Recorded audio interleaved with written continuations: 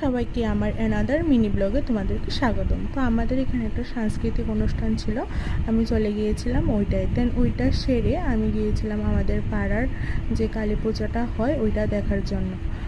তো দেখতে পাচ্ছ কি সুন্দর করে এবছর কালী পূজাটা করেছে তারা। প্রতি বছরই সুন্দর করে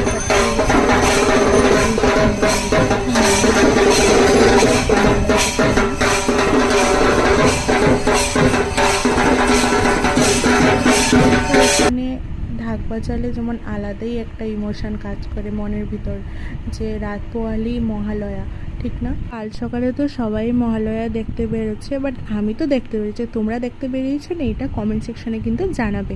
তো এখন চলে যাচ্ছিলাম বাড়িতে। আর এই পুজোটার আছে না তোমার সারা রাত্র প্রসাদ দেওয়া হয়, এমনকি সকালে যারা মহালয়া দেখে ধরো না মহালয়ার সকালটা একটু ঘুরে আসে তাদেরকেও কিন্তু খিচুড়ি দেওয়া হয় এখানে পুলিশ